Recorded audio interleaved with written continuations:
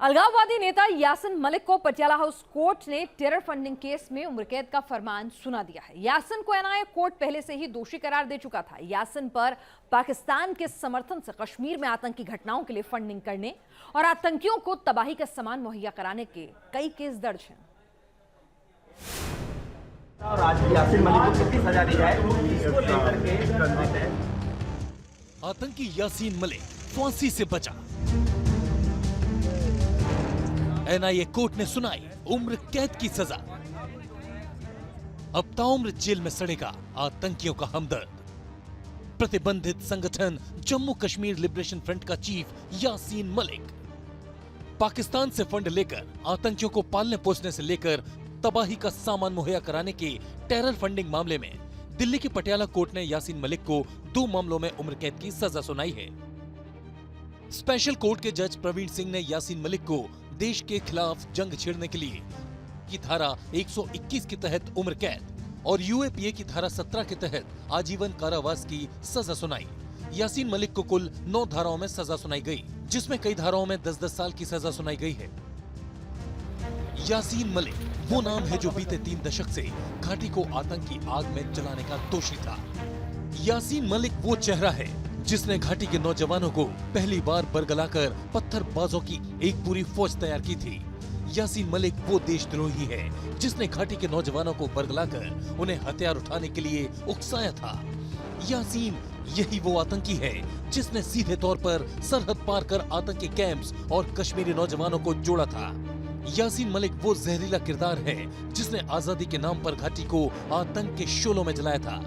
यासिन मलिक वो नफरती शख्स है जो राजनीतिक दल बनाकर आतंकियों और उनके स्लीपर सेल की मदद करता था।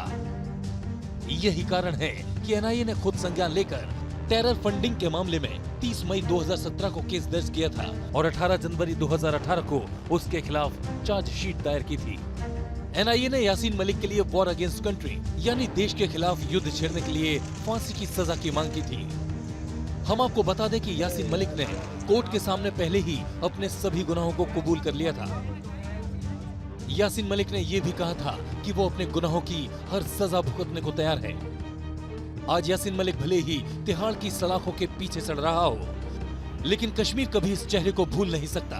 यासिन मलिक ने दहशत की पहली बड़ी इबारत लिखी रुबैया सईद की किडनैपिंग के साथ। पूर्व केंद्रीय मंत्री मुफ्ती मोहम्मद सईद की बेटी और जम्मू कश्मीर की पूर्व मुख्यमंत्री महबूबा मुफ्ती की बहन रुबैया सईद को साल 1989 में किडनैप किया गया था।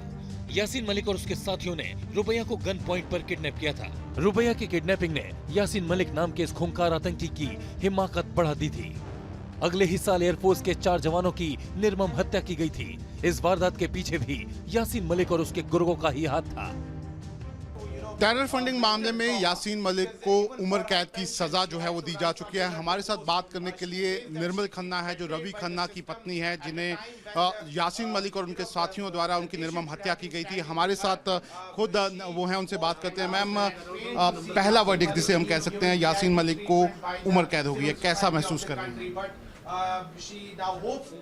जो टेरर फंडिंग केस में कोर्ट को जो ठीक लगा, मैं उस फैसले की इज्जत करती हूँ, सम्मान करती हूँ। यहाँ से यासिन मलिक ने दहशत की नई इबारत लिखनी शुरू कर दी थी, जिसके बाद आतंक के सौदागर के निशाने पर आए कश्मीरी पंडित।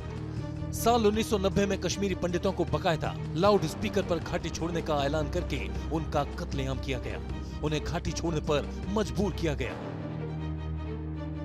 यही कारण है कि आज जब यासिन मलिक को सजा सुनाई गई तो जम्मू में जश्न मना, जबकि पाकिस्तान में मातम मनाया गया। राजनेताओं से लेकर शाहिद अफरीदी जैसे खिलाड़ी अभी अपनी छाती पीटते नजर आए, लेकिन उन्हें याद रखना होगा कि अभी इस आतंकी को उसके कुछ गुनाहों की सजा मिली है, क्योंकि ऐसे कई गुनाह हैं जिनका हिसाब होना अभी बाकी है।